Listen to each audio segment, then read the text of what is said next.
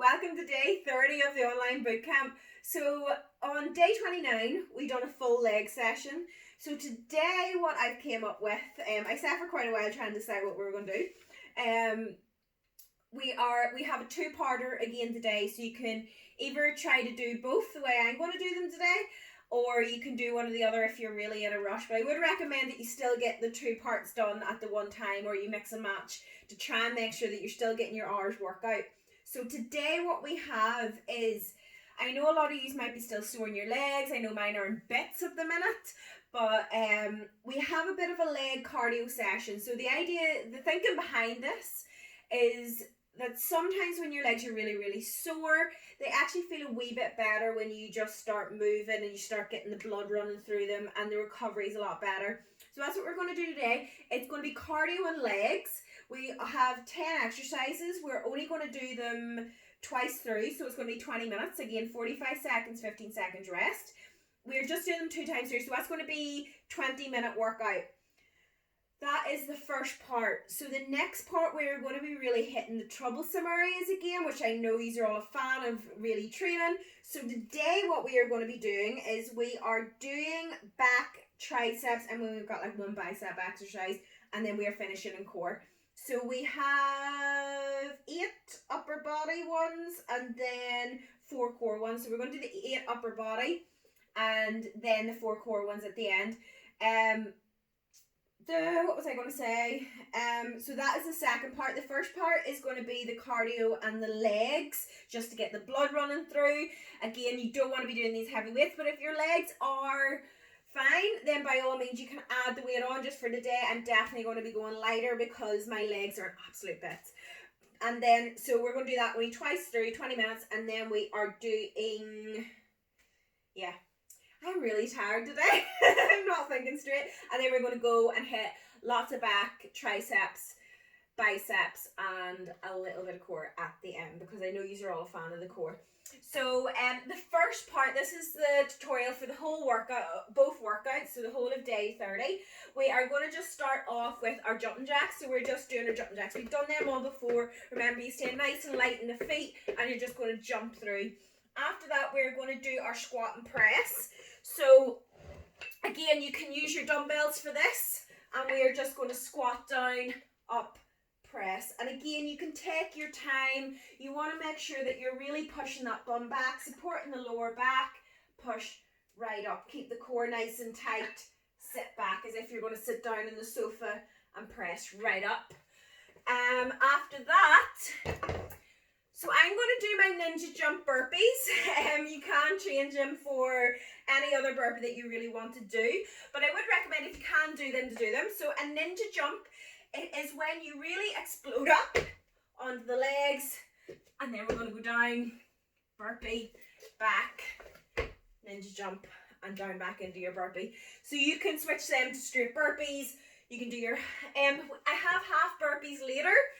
So you could even do your diamond burpee, any burpee you want. But if you can't do the ninja jump, do the ninja jump. Probably the closest thing that you're going to get is a tuck jump, which is that added onto a burpee. But the ninja jumps are fun. So after that, we have our lunge and squat. So you can do this body weight, or you can use the weights if you're looking to add that little bit of weight. But all we're going to do is forward lunges, back, squat, and we're going to keep it, so it's going to be more of a cardio based exercise than of a weight exercise, but you still feel the legs working. After that, straight in, high knees, and we're just driving the knees up nice and high, again landing nice and soft, controlling the movement the whole time. Then we have our clean and press. So we've done these all before. Clean and press, so you're going to squat down, really explode up, press. So flat back, core in, press, and we're going to stay on the same side. Next exercise, other side, press, squat, press. Then we have our half burpee and a shoulder press or a shoulder tap. So we're into the plank position. We're going to jump in, out, shoulder tap, in, out, shoulder tap. So when you're in your plank, what you don't want happening is you don't want a banana back where you're kind of going down like this here. You want to shorten, the best way of describing it, you want to shorten between here and your pelvis. So you kind of suck in like that there, and it activates the core. It slightly irons out the back. It doesn't let that bum drop, but it pulls the bum, the hips slightly underneath you. And you want to really push through the arms into the shoulders. Don't let the shoulders drop. Through nice and strong, right into the core. Shoulder tap, make sure the body isn't rotating too much. And then after that, we have our wood chopper crunch. So we've done this before. We are going down, up, knee in, down, up, knee in. So you are really going to be sitting into the legs, drive through, keep the core tight. Other side, we're just going down again, up. And that is going to be the 10 cardio leg exercises, whatever you want to call them. Now, we're on to the second part. So we're only going to do that twice through. If you really, really want a good cardio burn, you can do it 3-4 times through and make that your workout. That's why I'm a fan of these halfers. You can kind of pick and choose what you want, but I hope you don't pick and choose and go, I don't want to do that because that's too hard, or, you know, so you want to still be hitting the areas that are difficult, that you do find challenging. Now, the second bit is all weight based. So we've done our cardio out of the way, we're under our weights.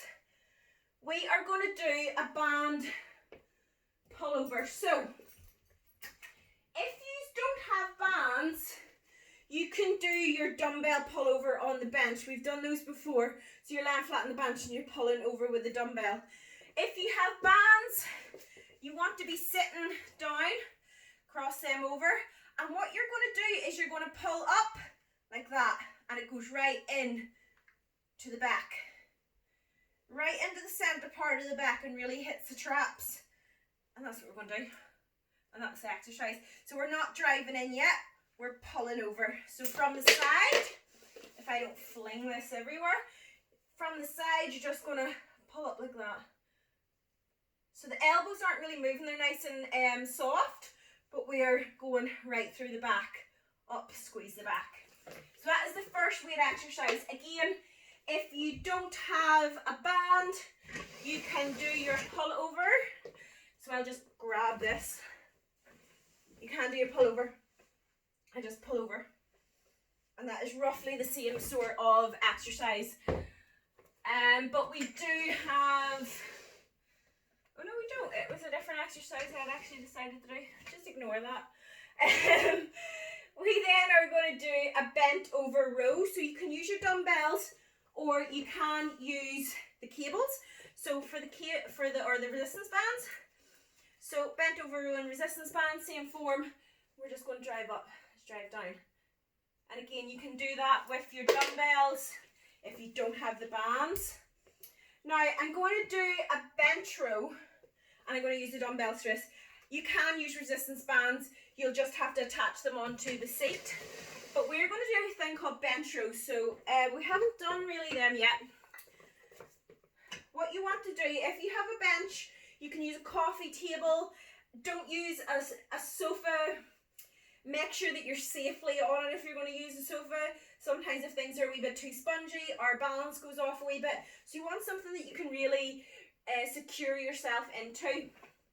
With a bench row, I'll show you from the side, you want one knee on the bench, one hand on the bench, kick the leg out so that the back's not is nice and straight. You don't want to be hunched over like this, nice and straight. And the best way of describing it is it's scooping. So you're kind of scooping up like that. So you want to use the back and not the arm. So if you're using the arm, this happens. As you can see, my arm's doing all the work. I want my back doing it. So I'm scooping back, and dumbbell's nearly hitting my hip, and I'm kicking right down again. Make sure that arm's nice and strong. Kick back. After that, we're going to go simply onto the other side and do that side. So that is the next exercise. And again, if you do have cables, you can loop them round and do them that way, you know. So you're scooping up. So there's a number of ways of you doing it. What is next? So next exercise, you're going to do the other side. Then we have our tricep dips. So we've done tricep dips loads. Nice box shape with the feet. The further out you put the feet, the harder they're going to be. Make sure the elbows go back and the back's nice and straight against the bench, and we're just going to push through. That is the next one. We've done that loads. So after that we have narrow press. Right, narrow press. I had an idea for this, but so again, you can do these with cable with your resistance bands, but I am going to use my dumbbells for today. So when we do, yes, see, I am so tired today, I'm not even making sense. Narrow press is going to work more of the triceps, which is back of the arm, which is usually one of our troublesome areas, rather than the chest. So even though it looks like a chest press, it's not. You want to be sitting back, get the dumbbells nice and close, and you're going to bring it lower, down to the belly button, press up again, down, press up again. A barbell would actually be better to do this, because then you can just get the arms nice, or the hands nice and close, because I don't think I'd even be able to do it with a dumbbell. So you want the arms nice and close, that then whenever you go down, you're pressing more down to this section rather than the chest when you do chest press. So you're kind of going down to here, and then you're going to push up and you're going to go right through the triceps. So that is the thought process behind that. After that we have, yes, a skull crusher with a band. Right, again, you can do these in the house with dumbbells. The only worry is the dumbbells are literally coming down towards your head like that. So I'm also a wee bit weary that if you're in the house on your own, you obviously don't want to be getting injured. So I am going to give them a go with resistance bands. There's my resistance band. So what I'm going to do is I'm just going to loop it around this part of the bench again. I'm going to sit upside down on the bench. What you then want to do is make sure that whenever you get stretched down the back, that the band is tight. So you probably have to shorten the band a wee bit. You're going to keep the elbows at the side, and all you're going to do is kick right up. So it's nearly like an overhead extension, only you're doing it lying down, and it really hits those triceps. So you do need something to attach a band to. You can find different areas to attach it. You can even attach it to a door handle or underneath a door, and really pull through. There's the rain on. The first I've seen it in a while. So as your skull crusher, you can use, I would recommend that if you're going to use dumbbells, to use light dumbbells just to be safe. And if you do find that you really are starting to feel and you're afraid that you're going to drop, then do stop and give yourself a little breather, because yeah, you could hurt yourself with them. So use a resistance band or use some light weights and you will be fine. After that, we are going to do a bicep curl. So I'll do them with the bands. So bicep curl, I'm going to go down, hands go up, down, hands go up. So with the dumbbells, we've done these before, down side, and we're just going to curl up, squeeze the arms down, up, squeeze the arms. So there's lots of options for you today. Now, that is the upper body done. Woo! So we're going to do that 3 times through, and then we're going to go on to the core. Now the core is a double crunch. So rest your head in your hands, legs out, elbow to hand. So it's like a leg lift and a crunch. Lift the shoulders, squeeze the core, lift, squeeze. Make sure that back is nice and flat against the ground, and just really squeeze through. What was the next one? I had it in my head. Right, toe touches. So straight away, we're going up and we're going to start really trying to touch those toes. I can't get into it until I get into the workout, and then I start doing it right. So 45 seconds on that. Then we are going to go and do our heel touches. So we're just keep the shoulders off the ground. So as you can see, my shoulders are completely off, and I'm just working through. After that, we're going to do reverse crunch. So again, you can put your hands underneath your bum to slightly lift your hips, and all you're going to do is lift the core, squeeze.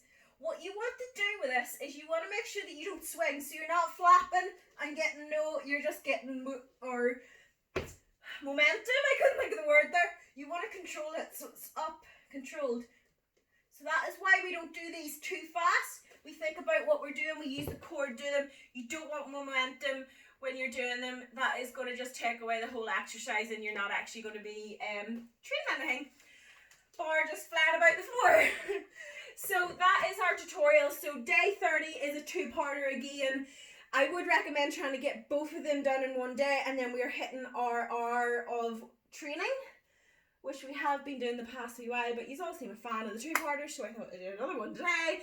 And my legs are absolutely killing me from Wednesday's workout. Yeah, so turn this off, get the workout on, two-parters.